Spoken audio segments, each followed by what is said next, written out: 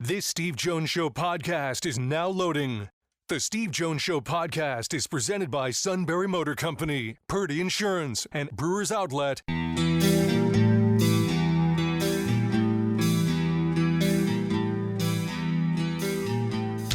Bringing you an in-depth look at Penn State sports and more. This is the Steve Jones Show on News Radio 1070 WKOK.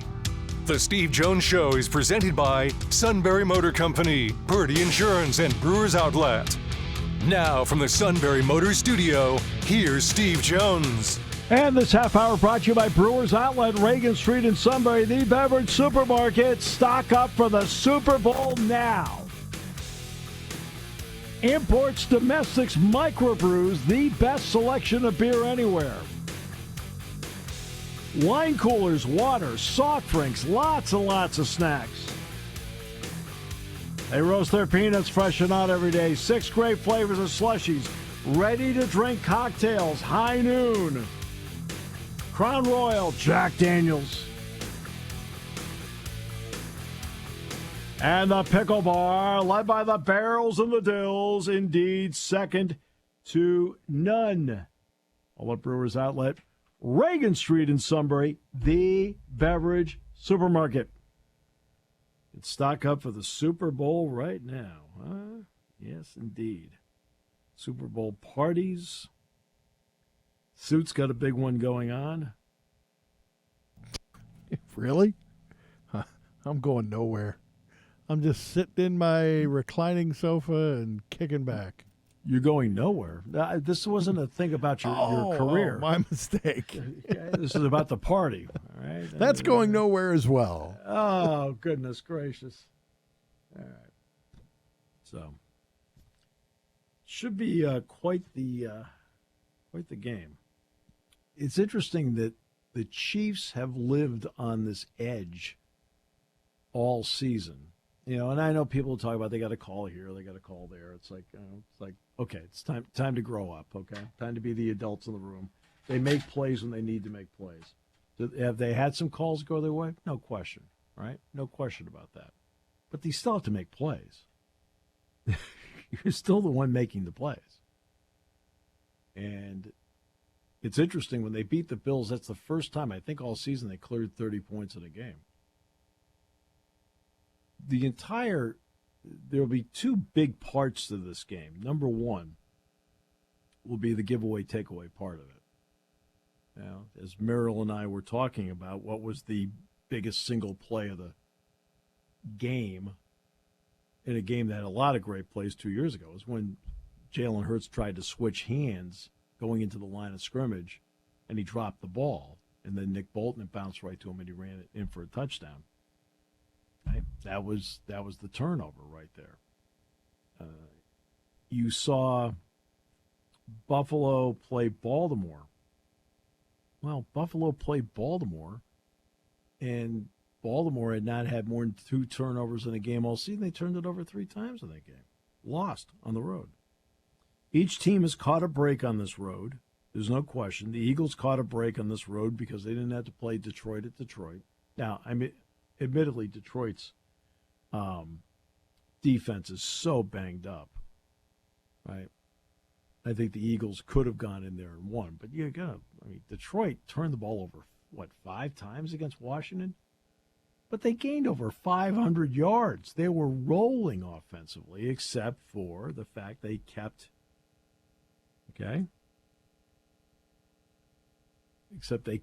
turning the ball over. That was the killer for them. But Philadelphia did not have to go to Detroit to play that game. That's a huge break. Conversely, what was the break Kansas City caught in the playoffs? They played Buffalo instead of playing both Baltimore and Buffalo. Turned out the seeding was such where Baltimore played Buffalo in the round before, and they got the winner of that game. They didn't have to play both. They only had to play one.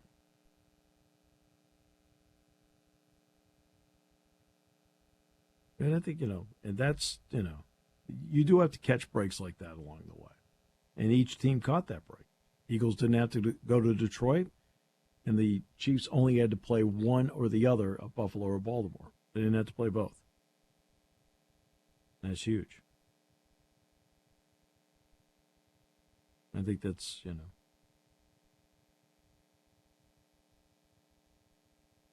a big part of this. The quarterback, Mahomes, is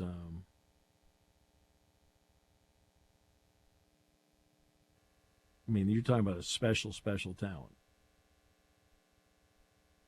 When he decides to run, well, he always seems to pick the right time to do it. And man, he is still quick. Worthy as a game-breaking receiver. No Rashee Rice, he's out for the year.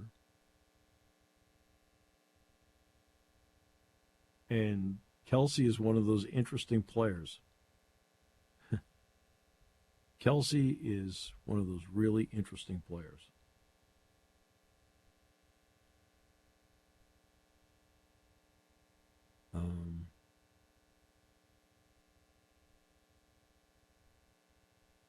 Because tell me why he gets open all the time. And look, and I just spent the last couple of years watching Tyler Warren. Warren got open all the time. All the time.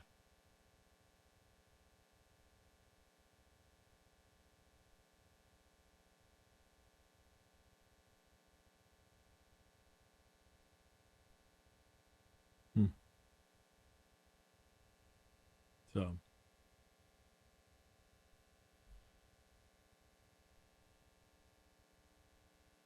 it's amazing how he gets open. Oh, Kelsey, look, I'm talking about him as a football player. I really, as you know, I get into zero of what the off the field stuff is. I really don't. It's of no interest to me at all.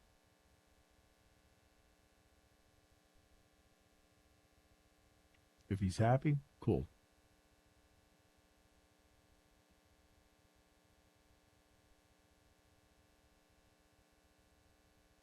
Just so you know, I'm studying up on my prop bets. I know how much you love them. Brutal.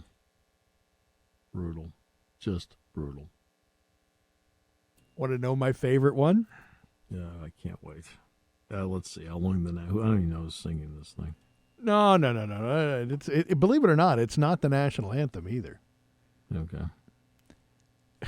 I'm not going to do it because I think it's ridiculous, but one of the off-the-board prop bets in my mind is how many times Taylor Swift will be on television during the game.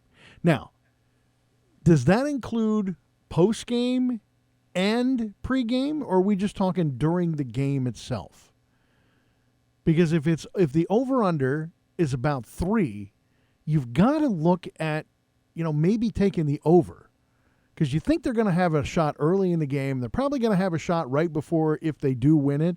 So that means if Kelsey catches a touchdown, that shot's going to be next. So that 3 to me is a good number. That makes it tough to pick.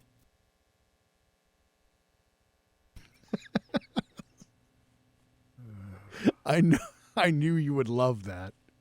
Yeah, even I think that's a little bit crazy. I do like the national anthem length, and I don't remember who's doing it right now. But the last few years, the over has worked out well.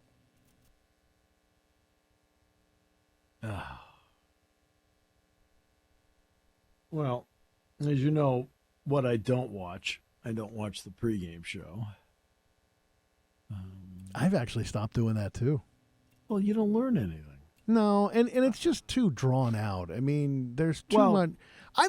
Listen, I love stories. I love stories. Now, do I understand why it's so drawn out? I completely understand why it's drawn out. Sure. Completely, because that's the part you can sell. You can't sell the stuff in the game. Right. There's only so many commercial breaks you're allowed and so many minutes you're allowed in the game. So where can I make up for it? I can make up for it at halftime. I can make up for it definitely in the pregame show and maybe in the postgame show to a point. So that part, I from a sales point of view, I completely get that.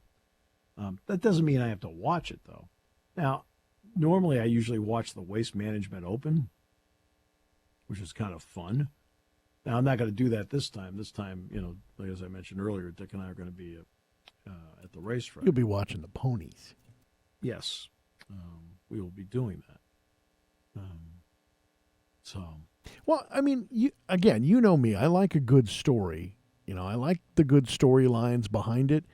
It's just all right, this is going to sound negative to the Chiefs, and I don't mean it that way because I respect what they have done and the dynasty that they've created. And yes, I do believe it is a dynasty, but there are no more stories there, okay? Those stories have been used up. There's no background there. The Eagles, okay, there's a couple of stories there that might be interesting, that might have some, opportunities. I really don't care. I mean, everybody has a story. Okay? But there's nothing. The person in the Olympics that finishes last has a story.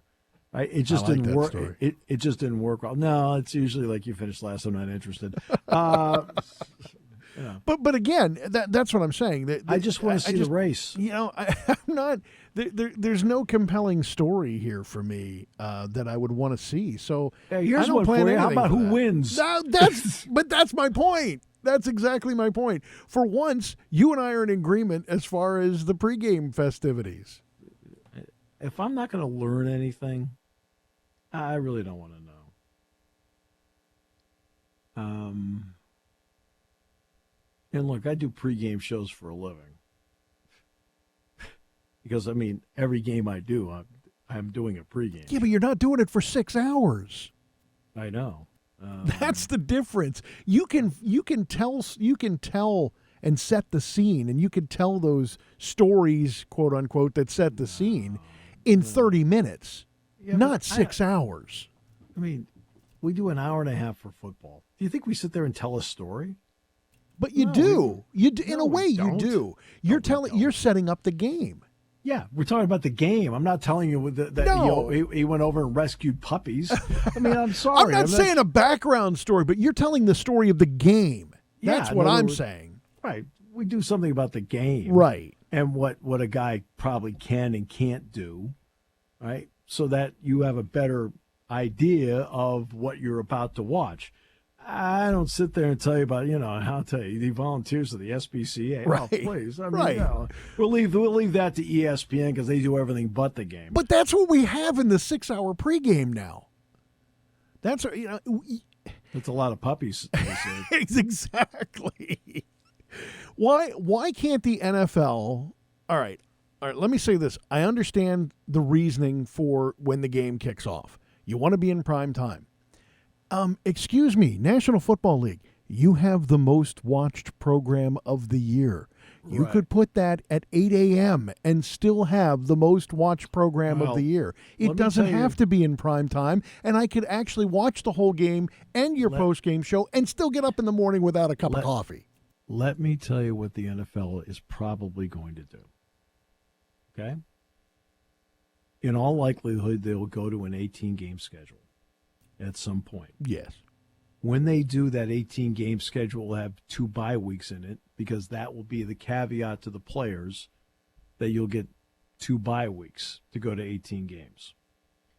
In the process of doing that, you'll have 2 preseason games, 18 regular season games, 2 bye weeks, which will then push the Super Bowl back to, let's see if the suit catches on to this. Well, probably the week after the Daytona 500 now. It would be President's Day weekend. Oh, okay. So I wasn't thinking holiday. Oh, jeez, I can't believe I'm doing this. The audience caught on minutes ago. Okay. President's Day weekend brings with it what? Well, for some people, an extra day off on Monday. Exactly, which means that the Super Bowl will bring with it that 3-day weekend everybody's talking about. Yeah, but I percentage-wise, I wonder how many people actually have that day off. Oh, there are actually pretty banks. Yeah, right? Post office. Any governmental federal holiday, the whole thing. Any governmental building, sure. Oh, for God's sakes, I worked on the 4th of July. I could care less. Hello. For first 10 years of my career, it was New Year's Eve, Christmas Day, New Year's Day. I get that. It's like the way it goes. But on New Year's Day, you're usually in a warmer climate, which, that makes it a little bit easier to work on New Year's Day. This New Year's Day, I was up at 5 o'clock in the morning, flying back. Okay. I said usually. I did say usually. Okay. Flying back. Right. Like, okay. There was that one time between Christmas and New Year's that you spent in New York City at Yankee Stadium when it was about 40 degrees. It was all right. Okay. I never complained about that. What do I care about? I don't care. I've done games on Thanksgiving. I've traveled on Thanksgiving. I've done, all sorts of stuff. The one day I haven't has been Christmas. Everything else I've worked. I've worked Easter. I've worked Labor Day, 4th of July, New Year's Day, Thanksgiving. Christmas is the only one I never had to work. So, but all yeah, the other ones I have. I think the NFL needs to really seriously think about making it an earlier in the day game now. I don't know if the game is ending at 9:30 at night, 9:45. Why 6:30 works?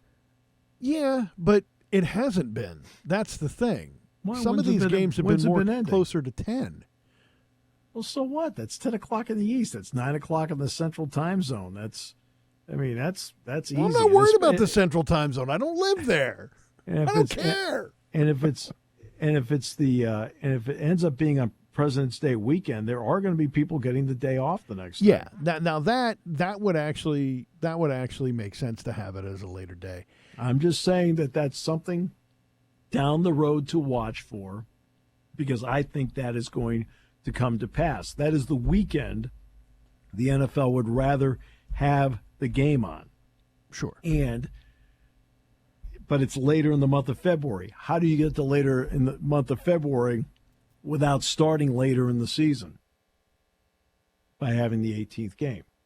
How do you get the 18th game, which, by the way, brings it with it more revenue, more inventory?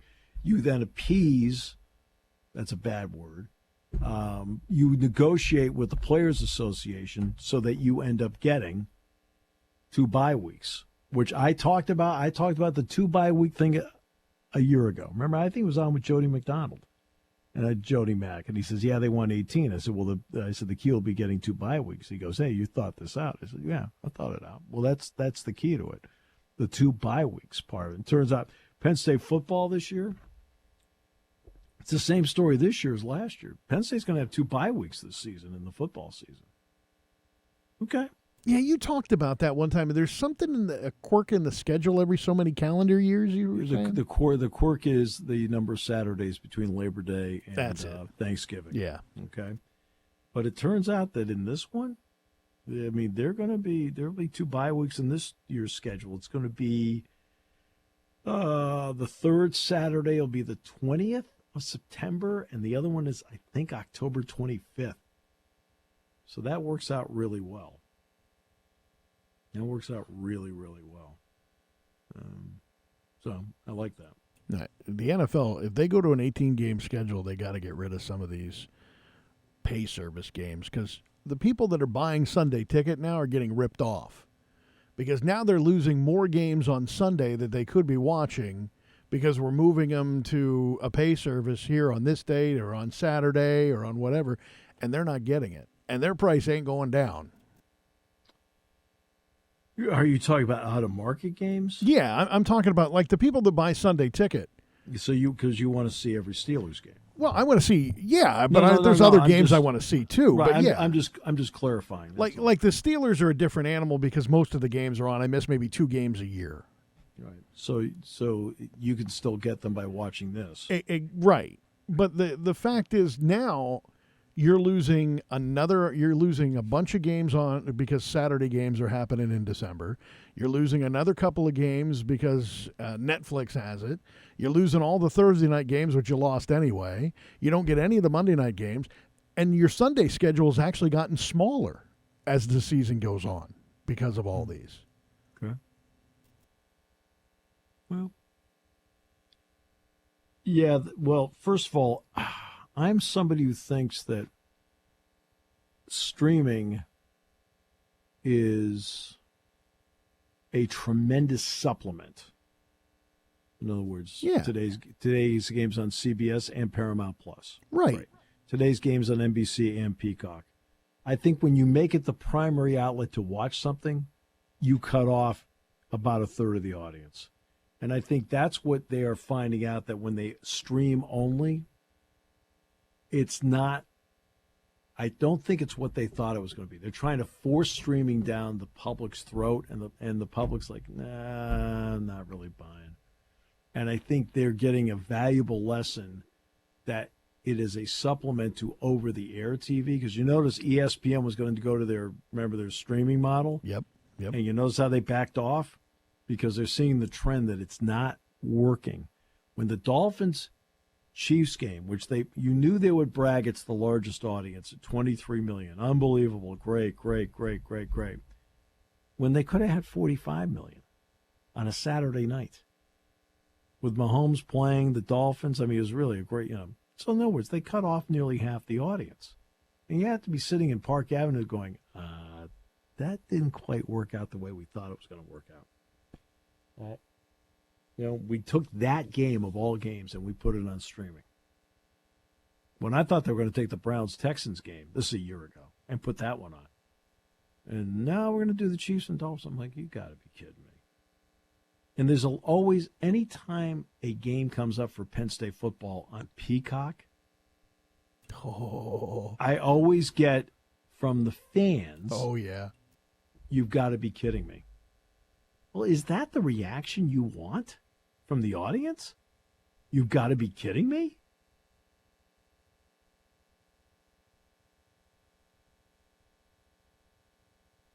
I mean, that's what you're looking at? I mean, come on. By the way, tomorrow, an absolute contrast. We'll have Neil Coulon to rationally take a look at the Super Bowl matchup. We'll then go to the irrational side, where it's just all going to be, I don't know what the hell he's going to say, Matt Catrillo on how evil the official, I don't even know who the officials are for the game, but I'm sure it can't be somebody he likes.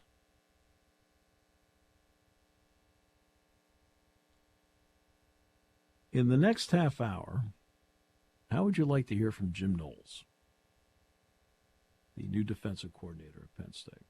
No, let's not do that. That wouldn't be any fun at all.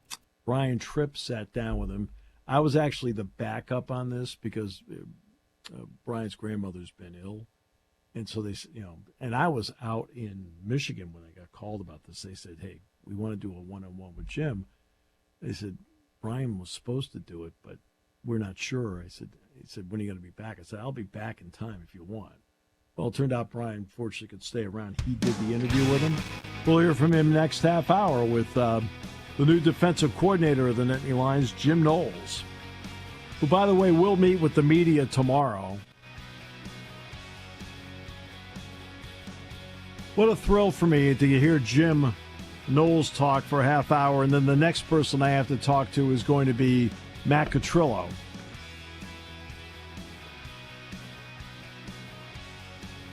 I suppose in life that's called balance.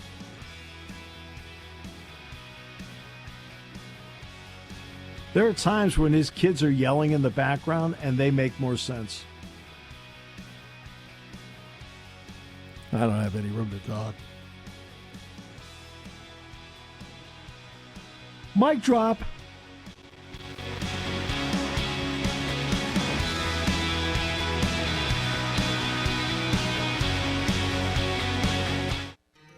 There's something to be said about a sale with a handshake, a service technician who really knows what he's doing.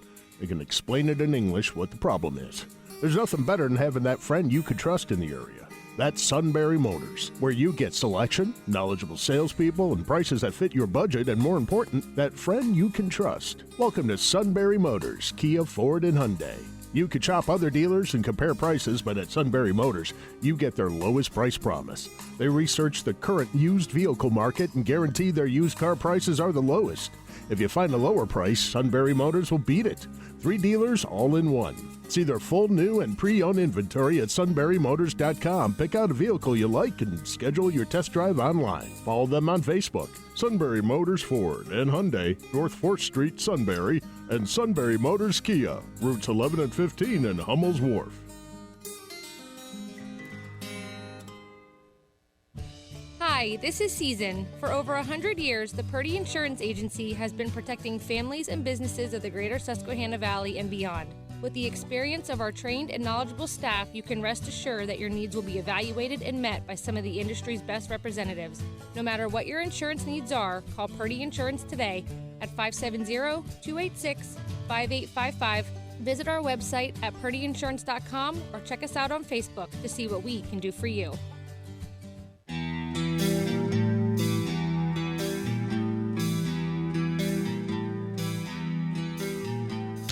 Bringing you an in-depth look at Penn State sports and more. This is the Steve Jones Show on News Radio 1070 WKOK.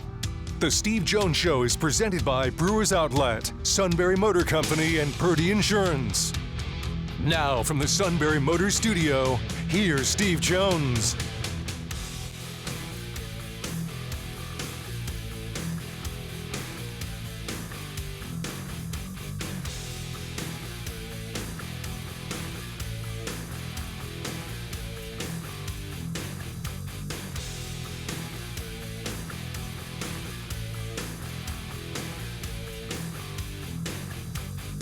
And this half hour brought to you by Sunbury Motors, 4th Street in Sunbury. Sunbury Motors Kia, routes 11 and 15 in Hummel's Wharf.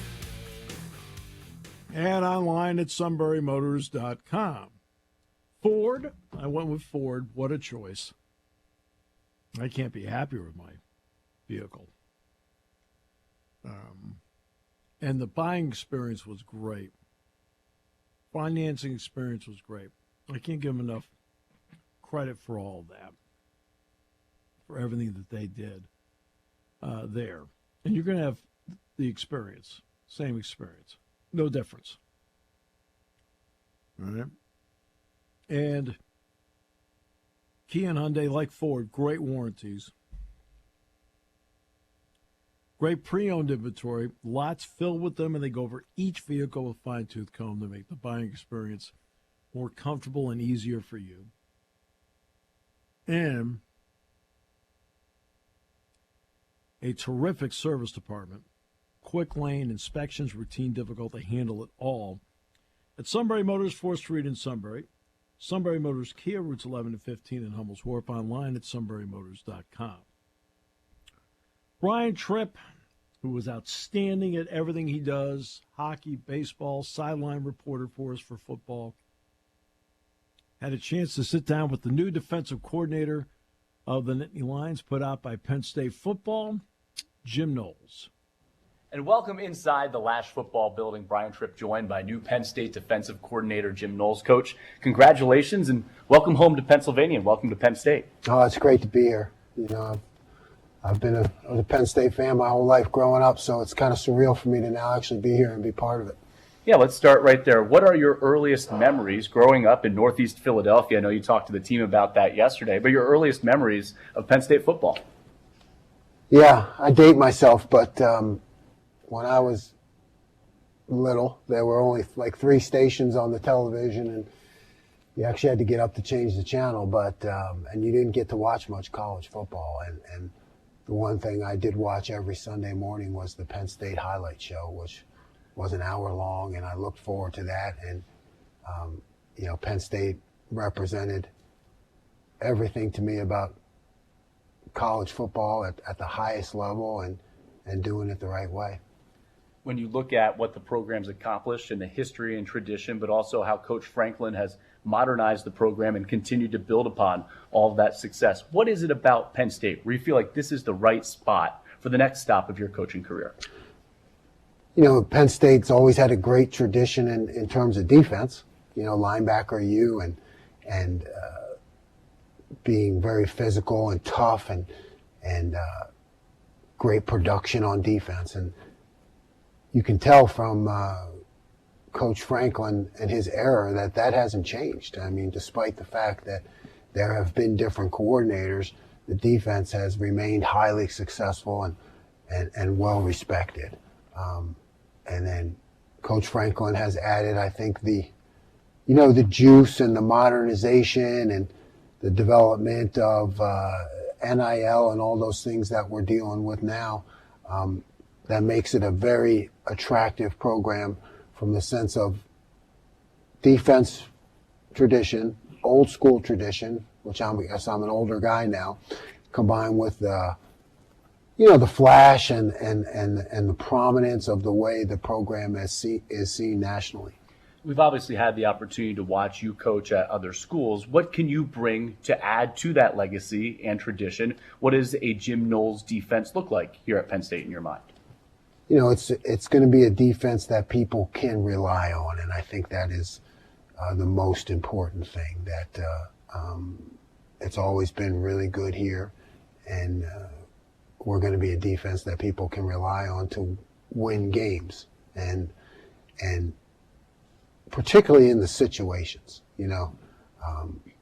where we're great in all those situations, red zone, goal line, third, fourth down, when it comes time to really win those big games.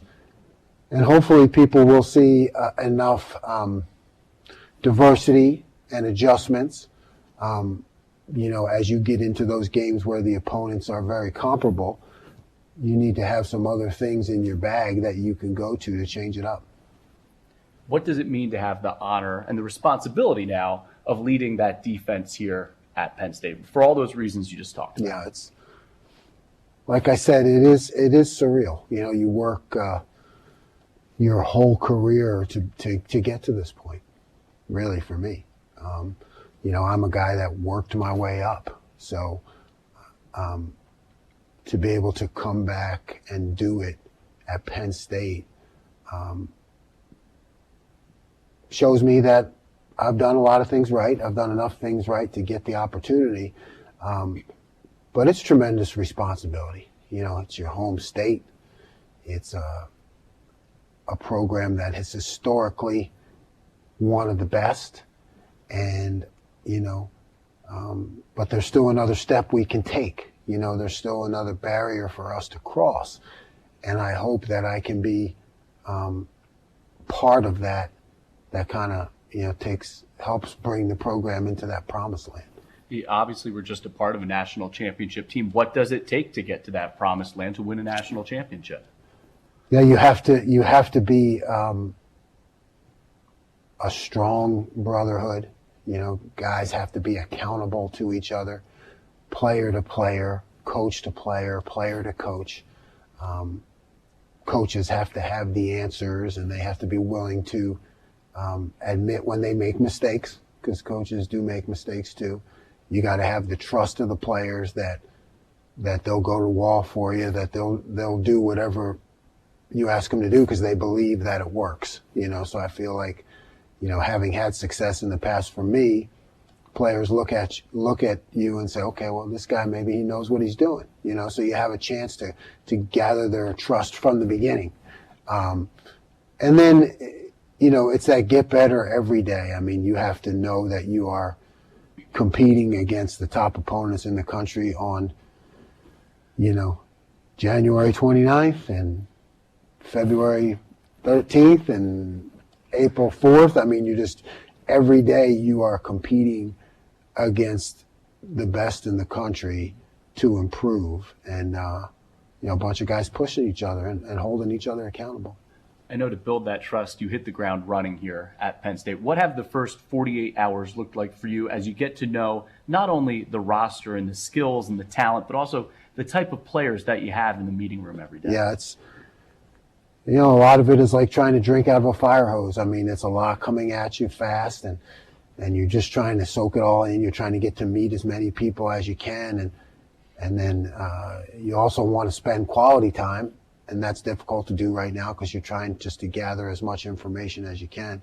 And that time will come when we can spend more quality time. But a lot of listening and learning from me and asking questions, because I'm the new guy here. and it's my job to get up to speed. It's not the player's job to react to me. It's really my job to get up to speed on their skills and strengths, and how I can feature them and how I can also help make them better. It's not just your defensive staff, but the entire staff, starting with Coach Franklin and obviously with Andy Koldenicki and what they do on the offensive side. How do you see yourself fitting into this entire unit here at Penn State? And then that back and forth in the relationships where you can help your defensive staff, but also what you've noticed on the opposite side of the football. Yeah, tremendous respect for Coach Franklin, what he does, how he runs a program. Andy, I've gone against him. He's really challenging with the way they stretch you on defense, and then look at the quality of the coaching staff. When you look at the defensive side of the ball, they've gone through different coordinators, yet they've still been very good. Mm-hmm. So you have to realize that's the position coaches that are doing it. So what I've seen here is everybody wants to win. Everybody wants to learn from each other. There are no egos involved, and everybody's just pulling in the same direction. And before we look ahead, I want to revisit one other thing you said, and that's being back home here in Pennsylvania. Your ties to Philadelphia, being a St. Joe's prep guy. What's it mean to be back home, and how do you think those connections to the state can help you here at Penn State? Well, I know. When I was at Ohio State, I had, some relatives and close friends who, no matter what, they weren't going to root against Penn State. And so it feels good to be on that side now, and the reception has been great. And there are a lot of people that love the university who have never gone here. From where I grew up, there are a lot of people who love the university and haven't even been able to visit here or go to a game.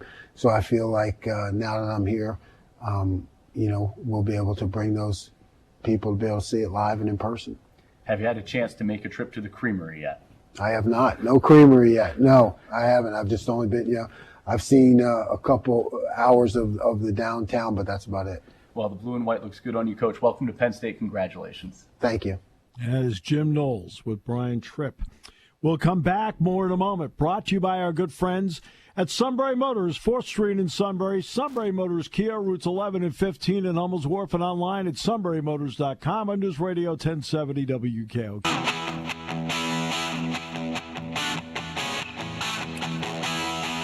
So there's your first chance to hear Jim Knowles, the new defensive coordinator at Penn State. Look, when you've had the stops he's had along the way, you learn a lot from mentors. You develop your own style. The bottom line is, though, when you go someplace new, you have to right away out of the gate figure out what makes the people you're working with tick. And I don't mean just the position coaches. I'm talking about the players. What can they do? What can't they do? There may be some things that you can do now at Penn State you could not do at Ohio State because of the personnel. There may be a few things that he could do at Ohio State that he might not be able to do as well at Penn State because of the personnel. It's all about, you can talk about schemes all you want, but players are the ones that make the schemes happen because of what they're capable of doing. So let's just take, for example, the Orange Bowl game. One of the key moments that gave Penn State a chance to win the game was when Dennis Sutton dropped into coverage and intercepted Riley Leonard. Phenomenal play, because Denai has the ability to drop back and make that play. I mean, it's not the first interception of Denai's career. He also had one against Indiana earlier in his career, dropping into coverage. When you have somebody that has that kind of ability, that can maybe then work to the advantage of a defensive coordinator. Now there may be somebody else that isn't capable of doing that, so you're not going to run something that they can't do. That makes no sense. You don't do square pegs, round holes. It's about what your personnel can do for you. Why did Andy utilize Tyler Warren the way he did this past season? Because Tyler was capable of doing all those things. And you notice he didn't run those plays, for example, with Khalil Dinkins. Dinkins has a different skill set than Tyler Warren. So he's not going to run that. He's not going to put Khalil Dinkins at quarterback and under center and things like that, even though they both play tight end. Khalil is a different player. who does what he does very, very well. So you have to look at your personnel and say, what can they do? What aren't they so great at? Stay away from that. And accentuate what you can get out of them. And Jim knows that. He's the first guy to understand all that that's how you have to go about it. That's why you learn your personnel. That's why in sitting down, okay, I'm going to sit down with Deion Barnes. Okay, Deion, what do you think Zane Durant can do? Where is he better? Where's an area where he's plateaued? Okay. Right? Now let's get to the other side. Smith Vilbert. Right?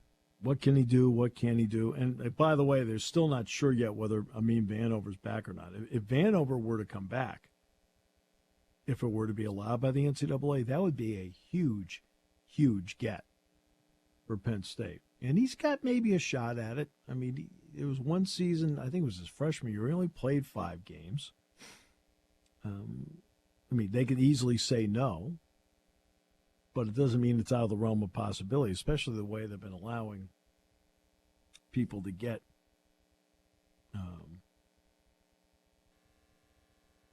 additional time. So we'll leave that to the side for the moment. I'm just saying it's not out of the realm of possibility. Didn't say we're going to do it, but it's not out of the realm of possibility. And that is something that he'll have to do. This is where you hit the ground running. There are certain things he can accomplish working with personnel during the winter workouts, when they've got those eight winter workout days, beyond what they can do with Chuck and Alvin and those guys. Then he's got spring practice, and then they've got the OTAs. With all of that, Jim will hit the ground running with how he wants to do it and why he wants to do it on the first day of training camp. All that extra time you get now means a lot.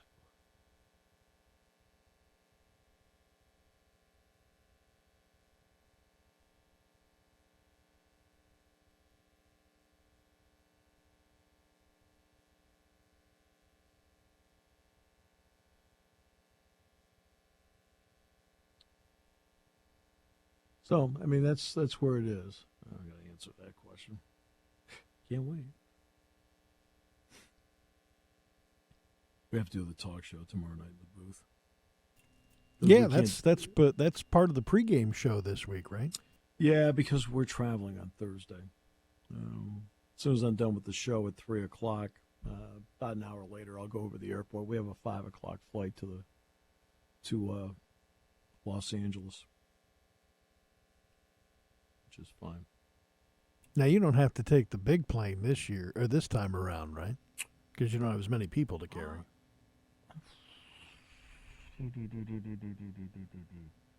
We take it. Well, no, we don't. We're not taking that plane. But I think we're taking maybe a 70-seat jet.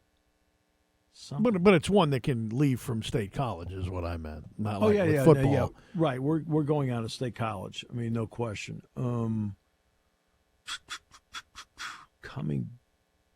Going out, I'm not sure yet whether we have to stop. No, in other words, do we have to stop in, I don't know, Kansas City? Let's just pick a spot in the middle part of the country, St. Louis or Kansas City, and refuel. I don't know. Or Denver or someplace. I don't know. Or can we make it all the way? On the way back, we can do it all in one shot because we have the wind behind. I was going to say, you have the prevailing westerlies. Yeah. Sounds good. Well, that's what they're called, isn't it? I have no idea. We have the jet stream behind us. Right. Yeah.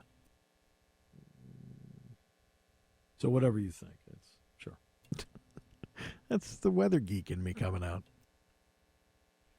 All I know is it's shorter. Now we're doing a red eye.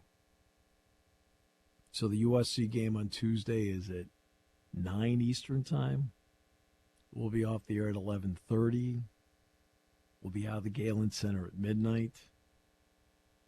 We'll get to L.A. I think we're going out of LAX, I think. That'd be my guess. I mean, it's not far. I'd say we'd be at LAX at 12:45, 1 in the morning. We'll get the usual announcement that they're doing paperwork at 1:30. I know that announcement. Dick and I make fun of that all the time. Since we're doing some paperwork, we'll get rolling on the two of us. I'm like, oh, brother, cut me a break. Yeah, just start the engines. Paperwork. I mean, we handed you all the paperwork. We're all here. Let's go. I got one better. You're on a twin turboprop trying to make your connecting flight. And they said, hang on, we have to reweigh everything. Like, wait a minute. Nobody asked me what I weighed. Oh, it's ridiculous. We have paperwork to do. Just start the engines. We're all here. It's a charter. Okay, you checked off each one of us as we came in. We all made it. I raised my hand and I said, does that mean we're not going to be able to get in the air if we weigh too much? He goes, yes. I said, why do I not feel reassured anymore in this flight? This isn't good. Unbelievable. Yeah, I always love that. Just tell us what the deal is. Don't tell me about paperwork. All right? That makes no sense. That's why Dick and I we make a joke out of it every time. Oh, here comes the paperwork part.